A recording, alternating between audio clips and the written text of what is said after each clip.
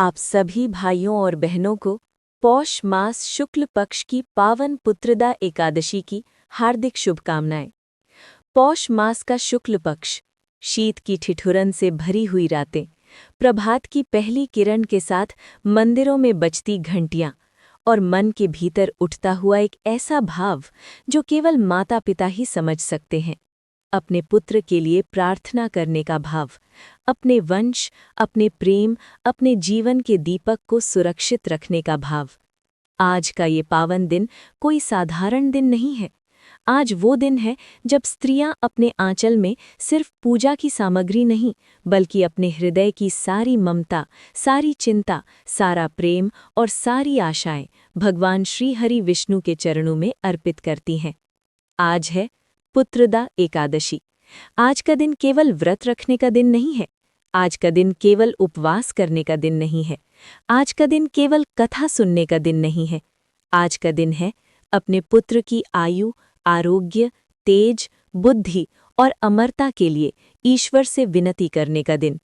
कहते हैं, जिसने पुत्रदा एकादशी के दिन श्रद्धा से व्रत किया, जिसने इस दिन कथा को पूर्ण मन से सुना, जिसने इस दिन भगवान विष्णु और माता लक्ष्मी का स्मरण किया, उसके पुत्र पर कभी अकाल मृत्यु की छाया नहीं पड़ती।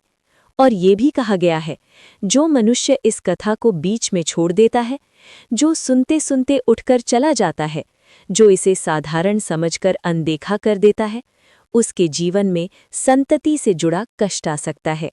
इसीलिए मैं आप सभी से हाथ जोड़कर निवेदन करती हूँ, यदि आप अपने पुत्र से प्रेम करते हैं, यदि आप चाहते हैं कि आपके पुत्र की आयु लंबी हो, यदि आप चाहते हैं कि आपका पुत्र जीवन में तेजस्वी बने, तो इस कथा को अंत तक अवश्य सुनिए, क्योंकि ये कथा केवल कहानी नहीं है। ये कथा आशीर्वाद है, ये कथा कवच है, ये कथा पुत्र की रक्षा करने वाला दिव्य मंत्र है। पुत्रदा एकादशी क्यों मनाई जाती है? क्या आपने कभी मन में ये प्रश्न उठाया है कि आखिर पौष मास के शुक्ल पक्ष की एकादशी ही पुत्रदा क्यों कहलाती है? क्या आपने कभी सोचा है कि इस दिन विशेष रूप से भगवान विष्णु और माता लक्ष्मी की पूजा क्यों होती है? क्या आपने ये अनुभव किया है कि इस दिन स्त्रियां निर्जला व्रत रखकर भूखे प्यासे रहकर भी थकती नहीं है, क्योंकि उनकी भूख से बड़ी होती है अपने पुत्र की चिंता? और क्या आपने ये जानने का प्रयास किया है कि यदि इस दिन श्रद्धा से कथा सुन ली जाए तो जीवन में कौन सा पुण्य प्राप्त होता है? आज की ये कथा इन सभी प्रश्नों का उत्तर देगी। बहुत समय पहले की बात है, जब भारत की धरती पर छोटे छोटे गांवों में सरल जीवन जीने वाले लोग रहा करते थे। उसी धरती पर एक छोटा सा लेकिन बहुत ही सुंदर गांव था। गांव के चारों ओर हरे भरे खेत थे, लहलहाती फसलें थीं और बीच गांव में एक भव्य हवेली थी। ये हवेली थी गांव के सबसे बड़े सेठ की। सेठ धनवान था, सम्मानित था और समाज में उसकी बहुत प्रतिष्ठा थी। उसके पास सोना चांदी था, गाय भैंसों की भरमार थी, खेती बाड़ी थी, नौकर चाकर थे और हर प्रकार की सुख सुविधा थी। यदि किसी के जीवन को देखकर ये कहा जा सकता था कि इसे किसी चीज की कमी नहीं है, तो वो जीवन सेठ का था। लेकिन कभी-कभी जीवन में सब कुछ होते हुए भी कुछ ऐसा होता है जो मन को हर पल कचोटता रहता है, और सेठ के जीवन में वही एक कमी थी, संतान। सेठ की पत्नी, जिसे लोग प्रेम से सेठानी कहा करते थे, गुणों की खान थी। वो सुंदर थी, शांत स्वभाव की थी, पतिव्रता थी और सबसे बढ़कर भगवान विष्णु में अटूट श्रद्धा रखने वाली थी। वो प्रतिदिन प्रातःकाल स्नान करके स्वच्छ वस्त्र धारण करती, आंगन में तुलसी के पास दीप जलाती और भगवान विष्णु का ध्यान करती। उसकी आंखों में हर समय एक ही सपना रहता था, काश मेरी गोद में भी एक नन्हा सा बच्चा होता जो मुझे माँ कहकर बुलाता, जिसके कोमल हाथों को मैं अपने हाथों में थाम लेती, जिसकी हंसी से पूरा आंगन गूंज उठता। सेठ अपनी पत्नी से बहुत प्रेम करता था। उसने कभी दूसरी शादी के बारे में नहीं सोचा। वो जानता था कि उसकी पत्नी इस कमी से पहले ही टूट चुकी है। लेकिन सेठ के मन में एक अलग ही पीड़ा थी। वो भगवान से नाराज था। वो कहता था, यदि भगवान होते तो हमारे घर संतान क्यों नहीं होती? वो ईश्वर पर विश्वास नहीं करता था। वो अपनी पत्नी से कहता, जब हमारे यहाँ पुत्र होगा तब मैं भगवान को मानूंगा। सेठानी कभी अपने पति से बहस नहीं करती थी। वो चुपचाप अपने आंसू भगवान के चरणों में बहा देती थी। रात को जब सेठ सो जाता तो वो चुपके से उठकर दीप जलाती और भगवान विष्णु से प्रार्थना करती, हे नारायण, यदि मुझसे कोई भूल हुई हो तो मुझे क्षमा कर दीजिए, लेकिन मेरे पति की नास्तिकता का दंड हमारी संतान को मत दीजिए। उसकी प्रार्थनाओं में कोई स्वार्थ नहीं था। वो धन नहीं मांगती थी, वो वैभव नहीं मांगती थी। वो केवल एक जीवन मांगती थी जो उसे माँ कह सके। गांव में लोग सेठ और सेठानी की चर्चा करते। कोई कहता, इतना धन है लेकिन संतान नहीं। कोई कहता, भाग्य ही ऐसा है। और कोई कहता, भगवान की कृपा नहीं है।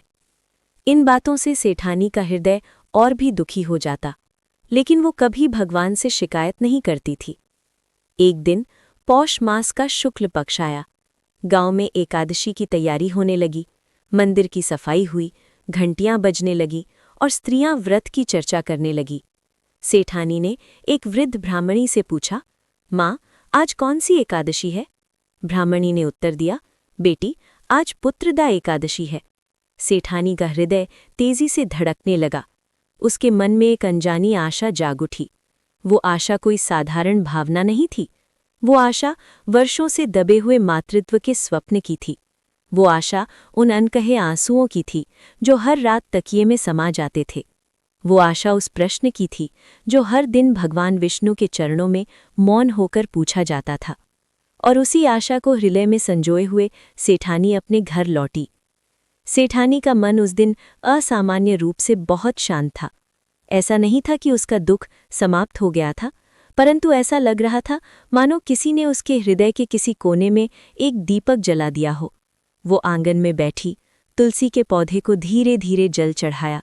उसके होंठ कांप रहे थे, पर आंखों में एक अजीब सा विश्वास उभरने लगा था। उसने मन ही मन कहा, हे नारायण, यदि आज का दिन सच में पुत्र को देने वाला है तो मैं इस व्रत को पूरी श्रद्धा से करूंगी। शाम का समय था। सेठ घर लौटा। उसके चेहरे पर दिन भर की थकान थी। सेठानी ने उसके चरणों में जल छिड़का और भोजन परोसने लगी। सेठ ने पूछा, आज गांव में इतनी हलचल क्यों है? सेठानी ने धीरे धीरे कहा, आज पुत्रदा एकादशी है। सेठ ने थोड़ा हंसते हुए कहा, और क्या मिलेगा इस एकादशी से? सेठानी ने कोई उत्तर नहीं दिया।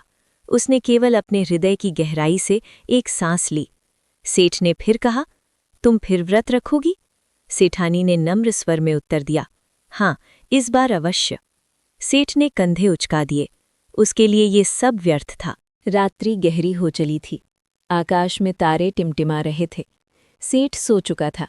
सेठानी ने एकांत में अपने इष्ट का स्मरण किया। उसने स्नान किया, स्वच्छ वस्त्र पहने और तुलसी के सामने घुटनों के बल बैठ गई। उसने दोनों हाथ जोड़कर कहा, आज पौष मास शुक्ल पक्ष की पुत्रदा एकादशी है। हे जगत के पालनहार, आज मैं निर्जल व्रत का संकल्प लेती हूँ। यदि मेरे भाग्य में मातृत्व का सुख लिखा है तो कृपा करके मुझे संकेत अवश्य दीजिए, और यदि मेरा जीवन केवल प्रार्थना के लिए ही है तो मुझे वो शक्ति दीजिए कि मैं इसे हंसते हंसते स्वीकार कर सकूं। उसकी आंखों से 2 बूंद आंसू धरती पर गिरे और उसी क्षण तुलसी के पत्ते हल्के से हिल उठे। कहा जाता है, पुत्रदा एकादशी के दिन स्वयं भगवान विष्णु धरती पर अपने भक्तों की पुकार सुनने आते हैं। इस दिन माता लक्ष्मी उन स्त्रियों को विशेष आशीर्वाद देती हैं जो अपने पुत्र के लिए भूखे रहकर प्रार्थना करती हैं। इस दिन का व्रत केवल शरीर को कष्ट देने के लिए नहीं होता। ये व्रत अहंकार को भूखा रखने का व्रत है। ये व्रत विश्वास को जगाने का व्रत है। अगले दिन सूर्य उदय हुआ। घर में नाश्ते की खुशबू फैलने लगी। सेठानी रसोई में गई। उसने भोजन बनाया, पर स्वयं एक कण भी मुख में नहीं डाला। सेठ ने देखा। उसने कहा, खाना खा लो। सेठानी ने मुस्कुराकर कहा, आज नहीं।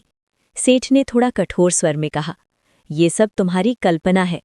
सेठानी ने शांत स्वर में उत्तर दिया, कल्पना ही सही, पर यह कल्पना मुझे जीने की ताकत देती है। दोपहर के समय गांव की स्त्रियां मंदिर में एकत्र हुईं। सबने पीले वस्त्र पहने थे। सबके हाथों में पूजा की थालियां थीं। सेठानी भी मंदिर पहुंची। कथा आरंभ हुई। कथावाचक ने कहा, जो स्त्री पुत्रदा एकादशी की कथा श्रद्धा से सुनती है, उसके पुत्र पर यमराज की दृष्टि नहीं पड़ती। ये सुनकर सेठानी का हृदय कांप उठा। उसने कथा को एक एक शब्द मन में उतार लिया। कथा समाप्त होने के बाद सेठानी ने मंदिर में दीप जलाया। उसने मन ही मन कहा, हे विष्णु भगवान, यदि ये कथा सच है तो मेरे जीवन में भी इसका प्रभाव अवश्य दिखाइए। उस रात सेठानी ने एक अद्भुत स्वप्न देखा। उसने देखा एक दिव्य बालक उसकी ओर मुस्कुराते हुए बढ़ रहा है। उसके हाथ में शंख था, माथे पर तेज था, और उसने कहा, माँ। सेठानी की नींद टूट गई। उसका हृदय तेजी से धड़क रहा था। क्या ये केवल स्वप्न था या कोई संकेत? वो फिर से तुलसी के पास बैठी और उसने आकाश की ओर देखकर कहा, हे प्रभु, यदि ये संकेत है तो मुझे धैर्य दीजिए। ये शब्द सेठानी के होठों से निकल तो गए, पर उनके भीतर कई जन्मों की पीड़ा, कई वर्षों का मौन और अनगिनत रातों की अधूरी प्रार्थनाएं सिमटी हुई थी। वो देर तक तुलसी के पास बैठी रही। न तो आंखों में नींद थी, न ही मन में बेचैनी। बस एक गहरा सा सन्नाटा था, जैसे आत्मा किसी उत्तर की प्रतीक्षा में ठहर गई हो। रात बीत गई। भोर की पहली किरण जब आंगन में उतरी तो सेठानी की आंखें अपने आप खुल गईं। उसने अनुभव किया कि आज का दिन कल जैसा नहीं है। हवा में एक अलग सी पवित्रता थी और मन में एक अव्यक्त सा विश्वास। उसने बिना किसी को जगाए स्नान किया, स्वच्छ वस्त्र पहने, माथे पर हल्का सा चंदन लगाया और फिर पूरे मन से भगवान का स्मरण किया। उस दिन सेठानी ने एक भी बार अपने दुख को याद नहीं किया, न अपने खाली आंचल को, न समाज के प्रश्नों को, न ही भविष्य की चिंता को। उसका मन बस कथा की धारा में बहता चला गया। दिन चढ़ा, सूरज आकाश में धीरे धीरे ऊपर आया। सेठ अपनी दिनचर्या में व्यस्त हो गया। सेठानी घर के काम करती रही, पर उसका मन हर पल किसी अदृश्य शक्ति से जुड़ा हुआ था। दोपहर के समय एक वृद्ध साधु सेठ के द्वार पर आए। उनके चेहरे पर अद्भुत शांति थी, आंखों में गहरी करुणा और स्वर में ऐसी मिठास जैसे वर्षों का ज्ञान सिमट आया हो। सेठानी ने उन्हें देखकर तुरंत जल दिया, आसन बिछाया। साधु ने धीरे से कहा, बेटी, आज का दिन तुम्हारे जीवन में बहुत बड़ा परिवर्तन लाने वाला है। सेठानी चौंक गई। उसने विनम्रता से पूछा, महाराज, आप ये कैसे कह सकते हैं? साधु ने मुस्कुराकर कहा, जिस स्त्री के हृदय में श्रद्धा नदी की तरह निरंतर बहती है, उसके जीवन में कभी सूखा नहीं पड़ता। सेठानी की आंखों में आंसू आ गए। वो साधु के चरणों में बैठ गए। उसने कहा, महाराज, मेरे जीवन में सब कुछ है, बस संतान नहीं। साधु ने आंखें बंद कीं, कुछ क्षण मौन रहे, फिर बोले, पुत्रदा एकादशी का व्रत केवल पुत्र पाने के लिए नहीं होता। ये व्रत पुत्र की आयु की रक्षा का दिव्य साधन है। साधु के शब्द सेठानी के हृदय में गहराई तक उतर गए। उन्होंने आगे कहा, तुमने कथा सुनी है, तुमने व्रत किया है, तुमने विश्वास रखा है, अब धैर्य रखो। इतना कहकर साधु चले गए। सेठानी देर तक उनकी ओर देखती रही। उस दिन के बाद सेठानी का व्यवहार बदल गया। वो और अधिक शांत हो गई, और अधिक धैर्यवान हो गई। सेठ ने भी ये परिवर्तन देखा। उसने एक दिन पूछा, तुम कुछ बदली बदली सी लग रही हो। सेठानी ने मुस्कुराकर कहा, शायद मैं स्वयं को पहचानने लगी हूं। सेठ को ये उत्तर समझ नहीं आया। समय बीतता गया, दिन, सप्ताह, महीने, और फिर एक दिन सेठानी ने अपने भीतर कुछ अलग सा अनुभव किया। उसका शरीर कमजोर नहीं था, पर मन अत्यंत कोमल हो गया था। एक वैद्य को बुलाया गया। जांच के बाद वैद्य ने धीरे से कहा, बधाई हो, तुम मां बनने वाली हो। सेठानी की आंखों से अश्रुधारा बहने लगी। वो भूमि पर बैठ गई। उसने आकाश की ओर देखा और मन ही मन कहा, हे नारायण, आपने सुन लिया। सेठ जब ये समाचार सुनता है तो वो स्तब्ध रह जाता है। उसके भीतर कुछ टूटता है, कुछ जुड़ता है। वो पहली बार भगवान के सामने नतमस्तक होता है। महीने बीतते हैं। सेठानी की गोद एक सुंदर बालक से भर जाती है। गांव में उत्सव मनाया जाता है। लेकिन कथा यहीं समाप्त नहीं होती, क्योंकि पुत्र का जन्म ईश्वर की कृपा है, पर उसकी रक्षा मानव की श्रद्धा से होती है। एक रात सेठानी को फिर वही स्वप्न आता है।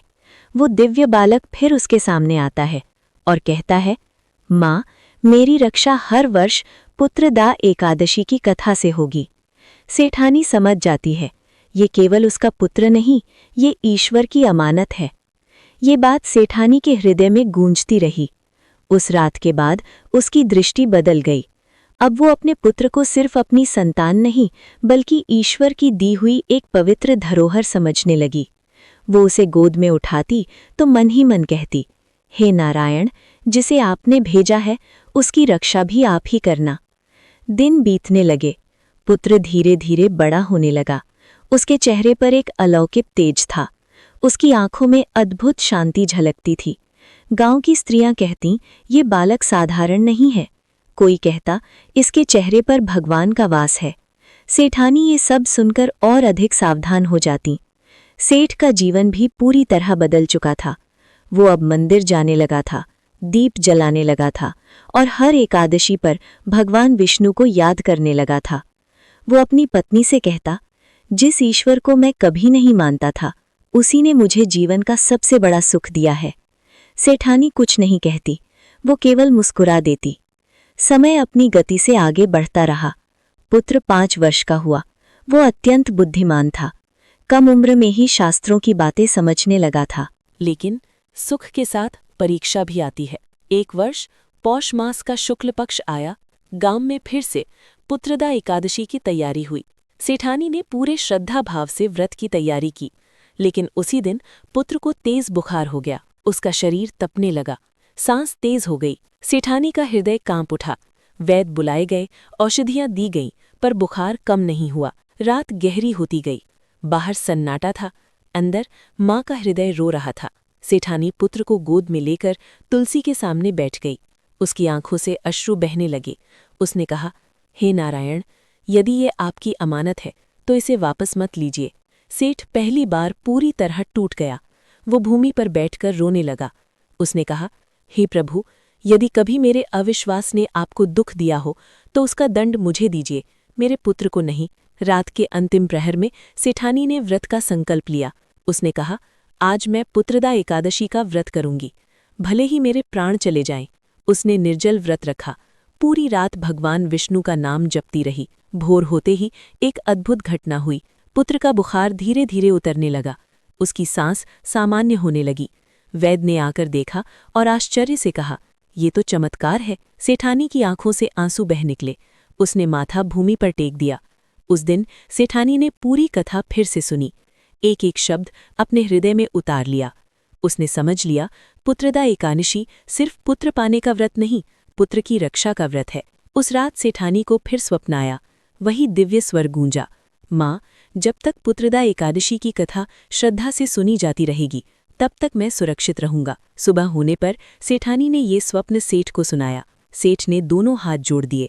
उसने कहा, आज से ये व्रत हमारे घर की परंपरा होगी। वर्ष बीतते गए, पुत्र बड़ा होता गया।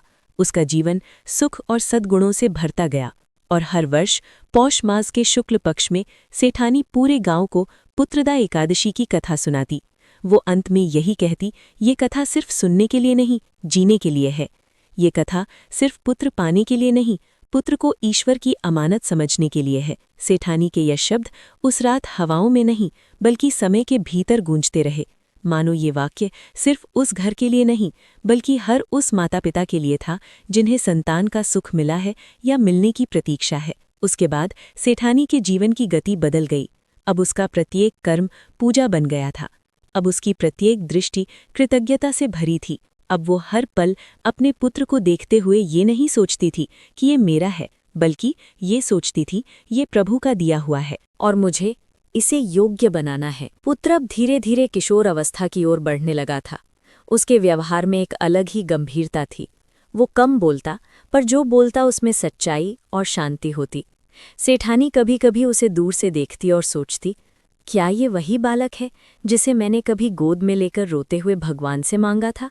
उसके मन में कृतज्ञता की एक नदी बहती रहती जो कभी रुकती नहीं थी। समय के साथ सेठ भी पूरी तरह बदल चुका था। जिस व्यक्ति ने कभी ईश्वर को चुनौती दी थी, आज वही व्यक्ति हर एकादशी पर उपवास करता, मंदिर में दीप जलाता और लोगों से कहता, भगवान पर विश्वास तभी मत करना जब सब कुछ मिल जाए, बल्कि तब भी करना जब कुछ भी न दिखे।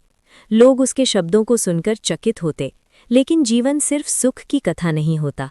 जहाँ कृपा होती है वहीं परीक्षा भी होती है।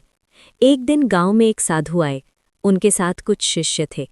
उन्होंने गांव में कई दिनों तक कथा और प्रवचन किए। सेठानी नियम से प्रवचन सुनने जाती। उसका पुत्र भी कभी कभी उसके साथ जाता। एक दिन साधु की दृष्टि पुत्र पर पड़ी। उन्होंने उसे ध्यान से देखा। फिर सेठानी से पूछा, ये बालक तुम्हारा पुत्र है? सेठानी ने नम्रता से कहा, हाँ महाराज, लेकिन मैं इसे अपना नहीं, ईश्वर की अमानत मानती हूँ। साधु मुस्कुरा दिए। साधु ने गंभीर स्वर में कहा, जो माता पुत्र को ईश्वर की अमानत मान लेती है, उसकी परीक्षा सामान्य नहीं होती। सेठानी का हृदय एक क्षण को संकुचित हो गया। उसने पूछा, महाराज, आप ऐसा क्यों कह रहे हैं? साधु ने आकाश की ओर देखा और बोले, क्योंकि ईश्वर अपनी अमानत केवल उन्हें देता है जो उसे लौटाने का साहस भी रखते हों। ये शब्द सेठानी के हृदय में तीर की तरह चुभ गए, लेकिन उसने कुछ नहीं कहा। वो जानती थी कि ईश्वर की बात सीधे समझ में नहीं आती, उसे समय के साथ जीकर समझना पड़ता है। कुछ ही महीनों बाद गांव में एक बड़ा संकट आया। राजा के सैनिक गांव में पहुंचे। घोषणा हुई कि राज्य को कुछ युवकों की आवश्यकता है जो राजा की सेवा में जाएं। गांव के कई परिवार घबरा गए। माताओं के हृदय डर से भर गए और उस सूची में सेठ के पुत्र का नाम भी था। सेठानी के हाथ से सूची गिर पड़ी। उसकी आंखों के सामने अंधेरा छा गया। सेठ क्रोधित हो उठा। वो राजा से बात करने को तैयार हो गया, लेकिन सेठानी शांत रही, अत्यंत शांत। उसने कहा, यदि ये ईश्वर की इच्छा है तो हमें इसे स्वीकार करना होगा। सेठ चौंक गया। उसने कहा, क्या तुम अपने पुत्र को इस तरह भेज दोगी? सेठानी ने धीरे से उत्तर दिया, मैं उसे भेज नहीं रही, मैं उसे ईश्वर को लौटा रही हूँ। उस रात सेठानी ने पूरी रात जाग कर बिताई। उसने दीप चलाया, भगवान विष्णु का नाम जपा। उसने कहा, हे नारायण, आपने मुझे ये अमानत दी। आज आप मुझसे धैर्य मांग रहे हैं। मुझे शक्ति दीजिए कि मैं कमज़ोर न पड़ूं। उसकी आंखों से आंसू गिरते रहे, पर उसके होठों पर शिकायत नहीं थी। अगले दिन जब पुत्र सेवा के लिए प्रस्थान करने लगा, सेठानी ने उसके माथे पर तिलक लगाया। उसने कहा, याद रखना, तुम मेरे नहीं, भगवान के हो, और भगवान अपनी अमानत कभी नष्ट नहीं करते। पुत्र ने माँ के चरण छुए। उसकी आंखों में डर नहीं था, बल्कि विश्वास था। समय बीतने लगा। दिन, महीने। सेठानी हर पौष मास में पुत्रदा एकादशी का व्रत करती। पूरी कथा गांव की स्त्रियों को सुनाती। वो कहती, ये व्रत सिर्फ संतान पाने का नहीं, संतान को ईश्वर की अमानत मानकर निभाने का व्रत है। एक दिन राज्य से संदेश आया। पुत्र राजा का प्रिय बन गया था। उसकी बुद्धि, निष्ठा और धैर्य ने सबको प्रभावित किया था। सेठानी ने संदेश पढ़ा। उसकी आंखों से आंसू बहने लगे, लेकिन इस बार ये आंसू डर के नहीं, कृतज्ञता के थे। उस रात उसे फिर स्वप्न आया। वही दिव्य स्वर फिर गूंजा, माँ, तुमने मेरी अमानत को संभाल लिया। अब ये तुम्हारी नहीं, सृष्टि की सेवा करेगा। सेठानी की नींद खुल गई। उसने दोनों हाथ जोड़ दिए। उसने कहा, हे प्रभु, अब मैं पूर्ण हूँ। सेठानी के मुख से निकले ये शब्द किसी घोषणा की तरह नहीं थे, नहीं किसी गर्व की अभिव्यक्ति थे। वे तो उस आत्मा की वाणी थे जिसने प्रतीक्षा करना सीख लिया था, त्याग को स्वीकार कर लिया था और ईश्वर पर अपना सर्वस्व छोड़ देना जान लिया था। उस क्षण उसके भीतर कोई अधूरापन नहीं था। न माँ होने की लालसा थी, न पुत्र को पास रखने की जिद थी, न भविष्य का भय था और न ही बीते कष्टों का बोझ। वो शांत थी, गहरी, स्थिर, अडिग शांति में। प्रातःकाल हुआ। आंगन में सूर्य की किरणें उतरी। तुलसी के पत्तों पर ओस चमक रही थी। पक्षियों का कलरव किसी मंगल संकेत की तरह हवा में घुल रहा था। सेठानी ने नित्य की भांति स्नान किया, दीप जलाया और भगवान विष्णु के चरणों में फूल अर्पित किए। लेकिन आज उसकी पूजा में कोई याचना नहीं थी। आज उसके हाथ मांगने के लिए नहीं, धन्यवाद देने के लिए जुड़े थे। दिन बीतने लगे।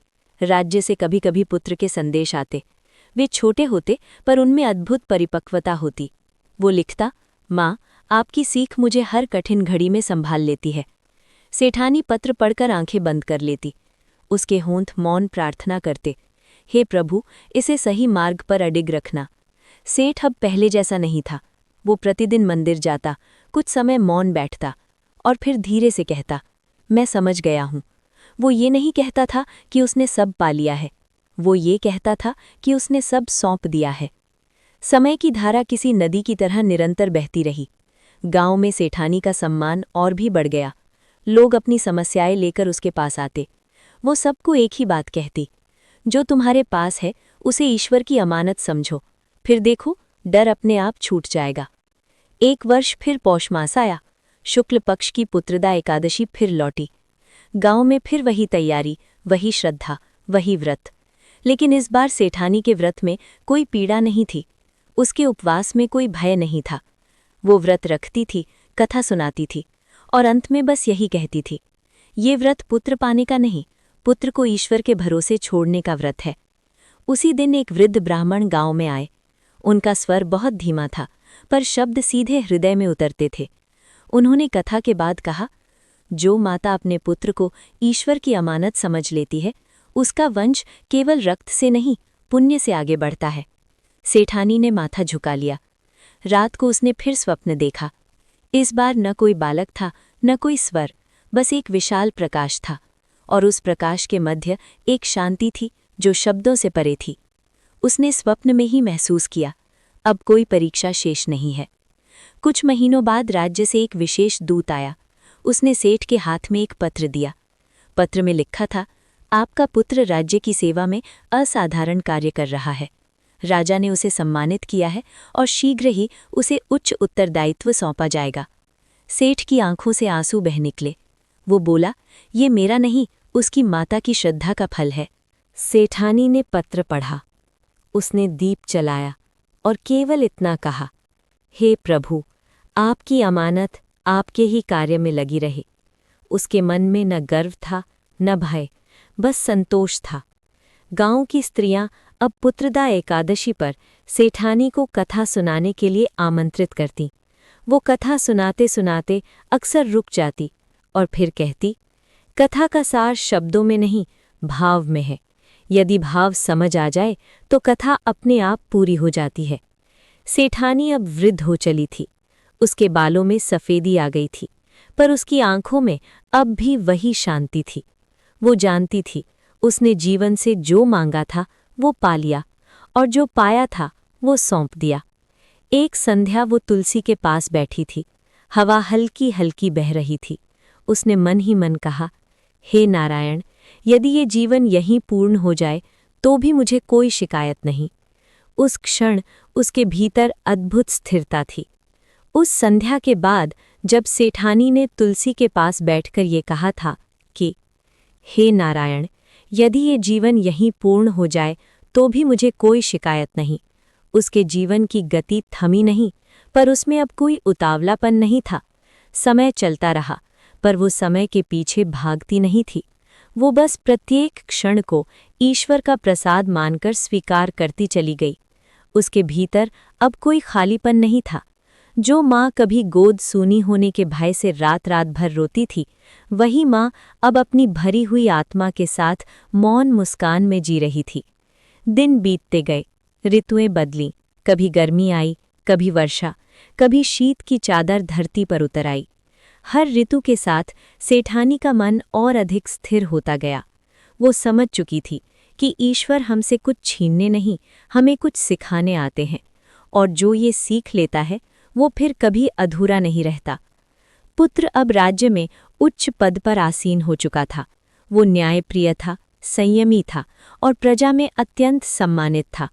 परंतु उसके हृदय में आज भी सबसे ऊंचा स्थान उस माँ का था जिसने उसे जन्म देने से पहले श्रद्धा सीखी थी, और जन्म देने के बाद त्याग। वो हर पत्र में यही लिखता, माँ, आपने मुझे जीवन नहीं, दृष्टि दी है। एक वर्ष पौष मास का शुक्ल पक्ष फिर आया। गांव में फिर वही हलचल, वही शंखनाद, वही मंदिरों की घंटियां और वही पुत्रदा एकादशी का पावन प्रभात। पर इस बार ये एकादशी सिर्फ व्रत का दिन नहीं थी, ये पूरे गांव का उत्सव थी, क्योंकि अब सेठानी सिर्फ एक कथावाचिका नहीं, एक जीवित उदाहरण बन चुकी थी। सवेरे से ही गांव की स्त्रियां उसके आंगन में एकत्र होने लगी। किसी के हाथ में पूजा की थाली थी, किसी के हाथ में फूल, किसी की आंखों में आशा तो किसी की आंखों में डर। सेठानी सबको स्नेह से बैठाती गई। उसकी वाणी में अब उपदेश नहीं था, अनुभव था। उसने कथा आरंभ की और कथा कहते कहते वो कहीं अपने जीवन में लौट गई, कहीं सुनने वालों के जीवन में प्रवेश कर गई। वो बोली, बहनों, पुत्रदा एकादशी केवल पुत्र पाने का व्रत नहीं है। ये व्रत उस दिन का है जब माँ अपने हृदय से डर निकाल देती है। ये व्रत उस दिन का है जब पिता अपने अहंकार को भगवान के चरणों में रख देता है। और ये कथा उस दिन की है जब मनुष्य अपने स्वार्थ से ऊपर उठकर ईश्वर पर पूरा विश्वास कर लेता है। उसकी वाणी धीरे धीरे गहरी होती गई। उसने कहा, मैंने भी भगवान से पुत्र मांगा था और भगवान ने मुझे पुत्र दिया, पर उससे बड़ा उपहार ये था कि उन्होंने मुझे ये सिखाया कि पुत्र हमारी संपत्ति नहीं, हमारी परीक्षा है। यदि हम उसे बांध लें तो वो बोझ बन जाता है, और यदि हम उसे सौंप दें तो वही आशीर्वाद बन जाता है। स्त्रियों की आंखें भर आईं। कई ने अपने आंचल से आंसू पोंछे, किसी ने मन ही मन संकल्प लिया तो किसी ने ईश्वर से पहली बार निःस्वार्थ प्रार्थना की। सेठानी ने कथा का अंतिम सार कहते हुए कहा, जो माता पुत्रदा एकादशी का व्रत करती है वो केवल अपने पुत्र की आयु नहीं बढ़ाती, वो अपने हृदय की सीमा बढ़ाती है। और जो पिता इस दिन भगवान विष्णु को स्मरण करता है वो केवल पुण्य नहीं पाता, वो जीवन को समझना सीखता है। उस दिन कथा समाप्त होने पर पूरा गांव शांत था। ऐसी शांति जो शोर के बाद नहीं, समझ के बाद आती है। रात को सेठानी अकेली बैठी थी। दीपक जल रहा था, तुलसी की पत्तियां हवा में हिल रही थी। उसने धीरे से कहा, हे नारायण, आज मैंने अपना कर्तव्य पूरा किया। उसी रात उसे अंतिम स्वप्न आया। इस बार न कोई बालक था, न कोई संदेश, बस एक विशाल प्रकाश था, और उस प्रकाश में एक वाक्य, जो समझ गया वो मुक्त हो गया। सुबह होने पर सेठानी की आंखों में अद्भुत तेज था।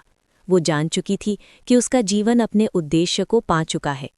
कुछ समय बाद शांत भाव से उसने इस संसार से विदा ली। न कोई पीड़ा थी, न कोई भय। उसके चेहरे पर वही शांति थी जो जीवन भर उसकी पहचान रही।